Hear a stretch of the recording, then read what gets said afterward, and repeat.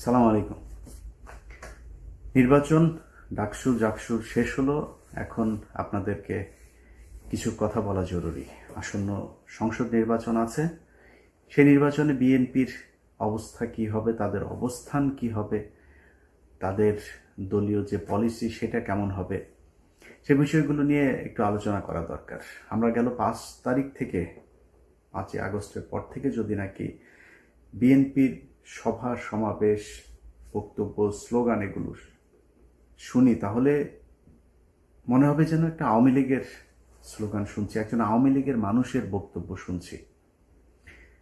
মাওলানা ভাসানী বলেছিলেন যে দাদারা যখন তোমাদের প্রশংসা করবে তখন তুমি বুঝবা যে তোমার দেশের বিরুদ্ধে গিয়েছ।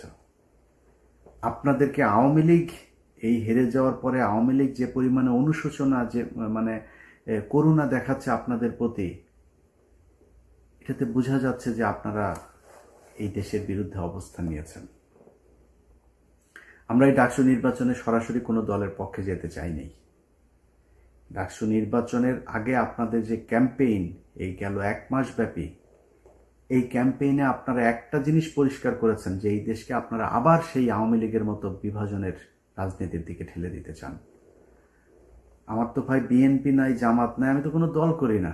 আমার দল একটা, আমি আগেই বলেছি আমি অ্যান্টি ইন্ডিয়ান। আপনি সেই ইন্ডিয়ানকে যখন, ইন্ডিয়ান ন্যারেটিভকে যখন আপনি প্রতিষ্ঠিত করতে যাবেন, আপনি যেই হন, আমার বাপ হইলেও আমার যায়ও না আসেও না, আমি তার বিরুদ্ধে অবস্থান নেবই।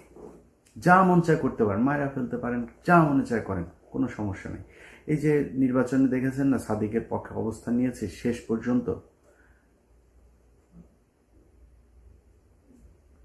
বলি, নির্বাচনটা শেষ হওয়ার পরে আজকে 4-5 দিন হইল, সাদিক কায়েম এখন পর্যন্ত 1 মিনিট সময় পায়নি আমার একটা কল দিতে। এখন আমার এই ভিডিওটা দেখার পরে হয়তো শিবিরের, জামাতের অনেকে তাকে হয়তো বলতে পারেন যে তুমি ইলিয়াসকে একটা কল দিতে পারতা। আমার সাদিক কায়েম যেই জায়গায় আছে, যেইটা করছে, আমি এটা পছন্দ করি। সাদিক কায়েমের জন্য আরও দোয়া থাকলো, সাদিক কায়েম আরও অনেক উপরে উঠা যাক। সাদিক কায়েম যেই কাজ করছে আমি তার ওই কাজে কোনো না কোনোভাবে সহায়তাই করব। কিন্তু এই পৃথিবীতে যতদিন বেঁচে থাকবো তার সাথে আমার জীবনে কোনোদিন কথা হবে না। তার দরজা আমার কাছে, আমি বিশাল প্রভাবশালী ক্ষমতাশালী কিছু না, কিন্তু তার দরজা আমার জন্য সারা জীবনের জন্য বন্ধ। আমি জামাতের কাছ থেকে টাকা পয়সা নিয়া, শিবিরের কাছ থেকে টাকা পয়সা নিয়া তারপরে পক্ষে কথা বলিনি। এটা আমার শরীরের, মানে আমার, এটা আমার রক্তের মধ্যে, আমি বললাম না যে আমার রক্তের গ্রুপ হচ্ছে ইন্ডিয়া নেগেটিভ। আমার শরীরে আগুন জ্বলতে থাকে এই যে মুক্তিযুদ্ধের পালছাল নিয়ে যখন কিনা কথাবার্তা বলে। এটা ইন্ডিয়া পাকিস্তানের যুদ্ধ, ইন্ডিয়া নিজে স্বীকার করেছে।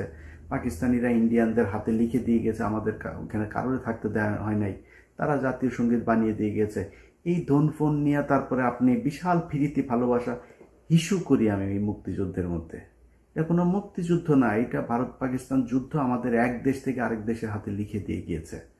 এই 25-24 যে 5ই আগস্ট, এটা হচ্ছে আমাদের বিজয় দিবস। আবার যদি সেই পিছনে যাইতে চান তাহলে বারবার আপনাদের বিরুদ্ধে অবস্থান নেব। এইখান থেকে বের হয়ে আসতে হবে। আপনারা নির্বাচনগুলো থেকে মনে করেছিলাম শেখার চেষ্টা করছেন।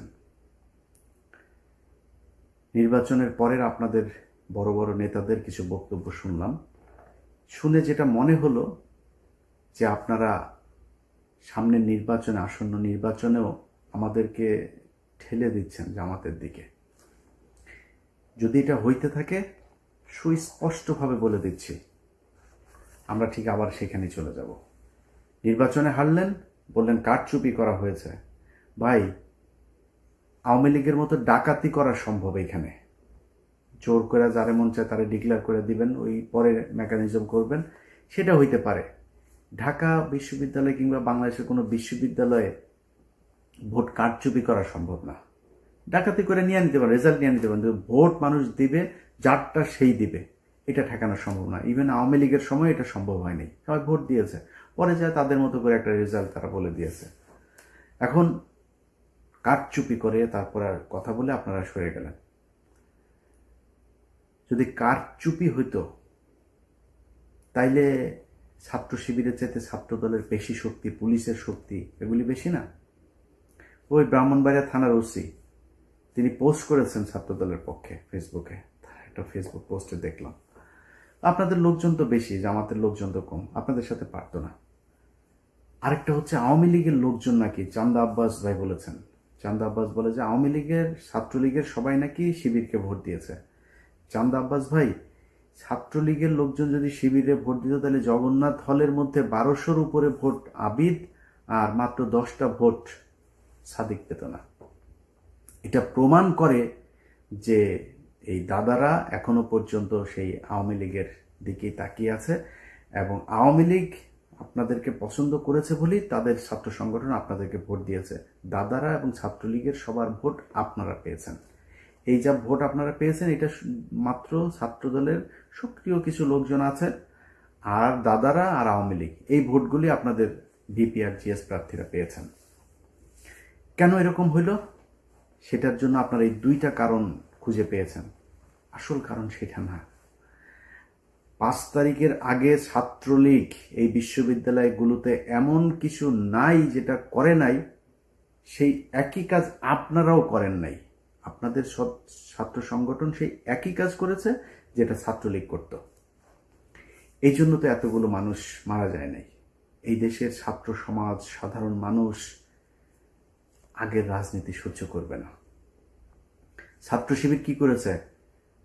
তারা যখন দেখেছে যে তাদের এখানে থাকা সম্ভব না, তারা গুপ্ত রাজনীতি কৌশল বেছে নিয়েছে। তারা সেই হলে থেকেছে, ছাত্রলীগের পাশে থেকে থেকে তারা সেখানকার রাস্তাঘাট, অলি গলি, রাজনীতির ধরন, ছাত্রদের মনোভাব সবকিছু তারা বুঝেছে।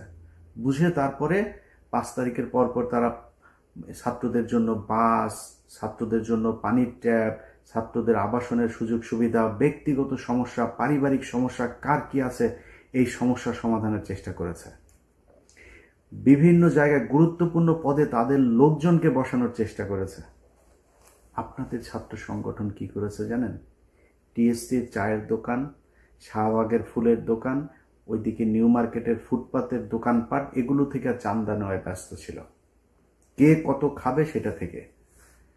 আপনাদের এই ছাত্রদেরকে দেখভালের জন্য আপনাদের যাকে দায়িত্ব দিয়েছেন মহামান্য তারেক রহমান সাহেব, তিনি এবং তিনার পুলিশ কর্মকর্তা স্ত্রী মিলে যে লুটপাট করেছে তারেক রহমান, আপনার সেই আগের আরেক গিয়াসউদ্দিন আল মামুন আপনার আশপাশে অনেকগুলো জড়ো হয়ে গিয়েছে। তার রেজাল্ট আপনারা এই ডাকসুতে পেয়েছেন। এখন যদি আপনারা মনে করেন যে না আমরা তো এই ইয়ে করেছে, কি বলে, কারচুপি আর ইয়ের কারণে আপনারা হেরে গিয়েছেন, এটা যদি মনে করে তারপরে ওইভাবেই যদি সামনের নির্বাচনে যেতে চান তাহলে ভুল করবেন।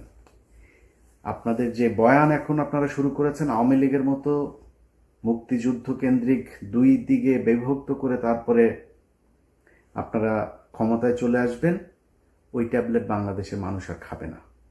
ভারতের বিরোধিতা করে জিতা যায় না, এটা এতদিন ধরে এই যে এক ন্যারেটিভ আপনারা বলতেন না, এই ন্যারেটিভ বাংলাদেশের আর চলবে না। এটা প্রমাণ হয়ে গিয়েছে ডাকসুতে। সরাসরি ভারতের বিরুদ্ধে অবস্থান নিয়ে আমরা বলেই দিয়েছি। পাকিস্তানের প্রার্থী বলেছে আমি সাদিক কায়েমকে, খুব খারাপ লাগে, খুব কষ্ট লাগে। পাকিস্তানি স্বীকার করলো, অনেকে এটা নিয়ে আবার ওনাদের গ্রুপে ওনাদের ভেতরে আবার খুব করে কত সাহস, কত কিছু বললো। আমাদের মা বোনেদের 2 লক্ষ মা বোনকে তোর মারে পাকিস্তানিরা লাগিয়েছে রে, তোর মারে আন ইয়ে টেস্ট আন, তোর কোন কোন মাকে বোনকে কার কার আওয়ামী লীগের কার কার মা বোনরে ধরে নিয়ে তারপরে করছে নিয়ে আয়। বাট তারপরে তর্কের খাতিরে করি বাঁচার জন্য।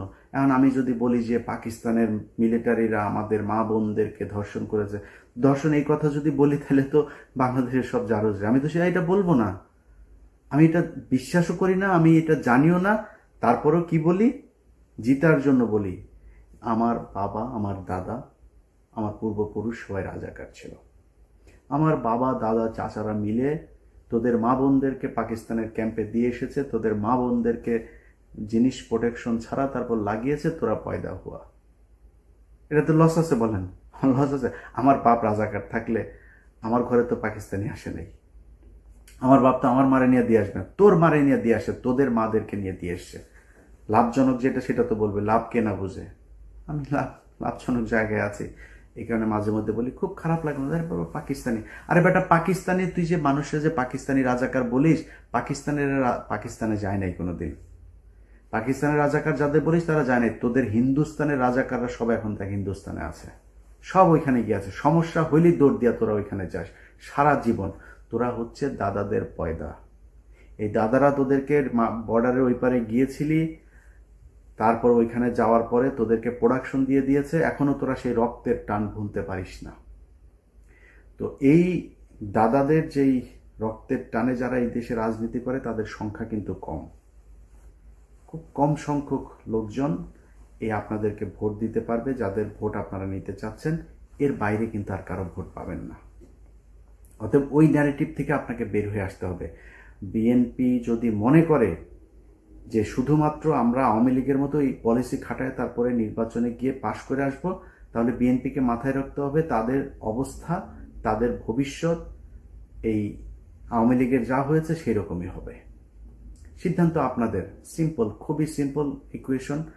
যেটা আপনারা মেনে নিতে চান আপনাদের সিদ্ধান্ত, আপনারা যেদিকে যাবেন এবার যান। আমরা বাংলাদেশের মানুষ, আমরা যারা কিনা এই মুক্তিযুদ্ধের এইসব এই বয়ান টয়ান এগুলোর ব্যাপারে যাদের অ্যালার্জি আছে আমাদের, আমরা আপনাদের এই মুক্তিযুদ্ধ নিয়ে খুব কাজ করতে চাই। আমরা এখনো চাই মুক্তিযুদ্ধে কতজন মানুষ মারা গিয়েছে খুঁজে বার করেন, মুক্তিযুদ্ধে কতজন নারী ধর্ষিত হয়েছে, আদৌ হয়েছে কিনা সেটা খুঁজে বের করেন, কতজন রাজাকার ছিল, কারা মুক্তিযোদ্ধা ছিল, আদৌ কোনো মুক্তিযোদ্ধা ছিল কিনা এটা আমরা দেখতে চাই। ভারত আসলো, আসিয়া তারপরে আপনাদেরকে 13 দিনে যুদ্ধ করে দেশ দখল করে নিয়ে তারপরে আপনাদেরকে বললো এই নাও তোমরা স্বাধীন হয়েছে, আর তোমরা স্বাধীন হয়ে গেল। কিসের বালের স্বাধীনতা? এটার নাম স্বাধীনতা? একজন রাজনীতিবিদকে উঠায় নিয়ে চলে যায়, ট্রাইব্যুনালে সাক্ষী দিতে এসে সাক্ষীরে উঠায় নিয়ে চলে যায় ইন্ডিয়াতে, গুম করা হয়, খুন করা হয়, ভারতীয় বাহিনী সরাসরি এসে এই দেশে কিলিং করে দেওয়া যায়। এটার নাম বালের স্বাধীনতা রে। এরকম স্বাধীনতায় হিসু করি। তোদের কাছে এটা স্বাধীনতা মনে হইতে পারে, কারণ তোরা তো তোদের তো পয়দা করে দিছে, তোদের মাদেরকে লাগায় তারপরে তোদের পয়দা করে দিছে। এই জন্য তোরা মনে করিস তোদের জন্য ওইটাই তোদের দেশ। আমার দেশ তো ওইটা না। আমি পাকিস্তানিও না, হিন্দুস্তানিও না, আমি বাংলাদেশ চাই। যেই কারণে বাংলাদেশের পক্ষে কথা বলি। কোনো দেশের, আমার যদি এখন কোনো সমস্যা হয়, জাপানের সাথে আমেরিকার সমস্যা ছিল না, জাপানের সাথে এখন সবচাইতে মিত্র দেশ হয়েছে জাপান। আর পাকিস্তানের সাথে আমার সমস্যা ছিল, পাকিস্তানের সাথে আমরা আলাদা হয়ে গিয়েছি। পাকিস্তানের কাছ থেকে আমার এখন সুবিধা পেলে আমি নিব, পাকিস্তান আমার কাছ থেকে সুবিধা পাইলে নিবে। পাকিস্তান আর বাংলাদেশ দুই দেশের মানুষ মিলেও যদি কান্নাকাটি করে তাও কোনোদিন এই দুই দেশ এক হবে না। এরা কথায় কথায় পাকিস্তানি, এসব গাঁজাখুরি আলাপ বন্ধ করতে হবে। আপনাদের মূল দল যেটা আছে সেই দলের ডাকসু তো গেলই, তো ছাত্রদল তো তাও সেইভাবে ঢাকা বিশ্ববিদ্যালয়ের পোলাপানের কাছ থেকে তো আর চাঁদা টান্দা নিতে পারে না। কিন্তু জাতীয় নির্বাচনে আপনাদের মূল বয়স্ক শয়তান যেগুলো আছে সেগুলো তো ইয়েতে যাবে, ওই নির্বাচনে অংশ নিবে। তারা সারা বাংলাদেশে এমন এক চাঁদাবাজের রাজত্ব তৈরি করেছে, এগুলো আমরা বললে আপনাদের কাছে খারাপ লাগবে, আমাদেরকে মনে হবে আমরা পাকিস্তানের লোক বলে তারপরে ট্যাগ দেওয়ার চেষ্টা করবেন। বাট এই ডিজাস্টার আসার আগে কথাগুলি একটু মাথায় রাখেন। যারা 2 দিনের এখন বিএনপি দাবি করে চামচামো করে, তারা আপনাদের বিপদের দিনে থাকবে না। আমাদের মুখ থেকে কোনোদিন জিয়াউর রহমান, তারেক রহমান, খালেদা জিয়া, তাদেরকে না খারাপ সময় কোনোদিন খারাপ কথা বের হয়নি, তাদের মুখ থেকে বের হয়েছে। নাকে খত দিয়েছে, খত দিয়ে আওয়ামী লীগে যুক্ত হয়েছে। আবার আমরা যাইনি। আজকে যারা দৌড় দিয়ে গিয়ে চেয়ার নিয়ে বসেছে তারা দেশে যাইতো, আসতো, বিদেশে থেকেও তাদের সমস্যা হয়নি। কিন্তু আমরা কথাগুলি বলছি আপনাদের ভালোর জন্য। যদি মনে করেন নেয়ার মতো নিয়ে সেভাবে চলেন। যারা এই বুড়া শয়তানগুলো আপনাদের আছে, এগুলি যে সামনে নির্বাচনে যাবে, এলাকায় আপনাদের যে অবস্থা, যে ইমেজ, একটু খোঁজ নিয়ে দেখেন। আপনাদের যে পুলিশ টুলিশ গোয়েন্দা সংস্থা বিভিন্ন জায়গায় বসে আছেন, এগুলো তো সব আপনাদের নিজের লোক না, তো টাকা পয়সা নিয়ে আপনাদের লোকজনরা বসিয়ে দিয়েছে। এরা আপনাদের সত্যি তথ্যও জানাবে না, গোয়েন্দা তথ্য কি আসলে ওই খবরটাও আপনাদেরকে জানাবে না। যাই হোক, অনেক কথা বললাম। মূল কথা হচ্ছে যে বিএনপি ভাই, আমি এই নির্বাচনের পরে আমার এটা বললাম যে জামাতের আমিরের সাথেও কথা হয়েছিল, ডাকসু নির্বাচনের পরে। ওইখানে বিএনপির কোনো লোকজন ছিল না। আমি ওনাকে বলেছি যে ভাই, আমার মনে হয় এই মুহূর্তে বিএনপির ক্ষমতায় আসা উচিত। আমি ডাকসুতে আপনাদের পাশে ছিলাম, কিন্তু আমি জাতীয় নির্বাচনে আমি এখনও চাই বিএনপি ক্ষমতায় আসুক। কারণ এই যে একটা যেই সময়টা যাচ্ছে, এই সময়টাতে আন্তর্জাতিক বিশ্ব যেন আমাদেরকে ইসলামী কোনো ট্যাগ দিতে না পারে, এটার জন্য আমাদেরকে ইতে আসা উচিত। বিএনপির ক্ষমতায় আসুক, বিএনপি ভুলভাল করবে 5 বছর পরে, তারপর জামাত ক্ষমতায় আসুক, এই 5 বছরে বাংলাদেশ গুছিয়ে নেবে, এটা আমার বিশ্বাস। যে কারণে তাদের একটু ধৈর্য ধরে আমি বলেছি যে আপনারা, আমি চাই যে বিএনপি কে আসবে সেটা বাংলাদেশের মানুষ ডিসাইড করবো, এটা আমার কিছু না। কিন্তু আমার যদি এখন বিএনপি যদি মনে করে যে আমাদের মতো করে চলবে, তাহলে বিএনপির পক্ষে থাকবো। আর যদি বিএনপি মনে করে সেই আওয়ামী লীগের মতো ইন্ডিয়ার কথা শুনে তারপরে ক্ষমতায় আসবে, ভাই, ইন্ডিয়ার বিরুদ্ধে যায় ক্ষমতায় আসা যায় না, এই কথা এখন আর বাংলাদেশের মানুষ খেলবে না। আপনাদেরও বিশ্বাস করা উচিত। অতএব আপনারা ফিরে আসেন, ফিরে এসে তারপরে জনগণ যেটা চায় সেটা মেনে নেন, জনগণের মতো করে চলেন, জনগণের ভোট অবশ্যই আপনারা পাবেন। আবারও বলছি, সামনের নির্বাচনে আমরা চাই বিএনপি সঠিক পথে থাকুক এবং বিএনপি নির্বাচিত হয়ে এই দেশের রাষ্ট্রীয় ক্ষমতায় আসুক। আল্লাহ হাফেজ।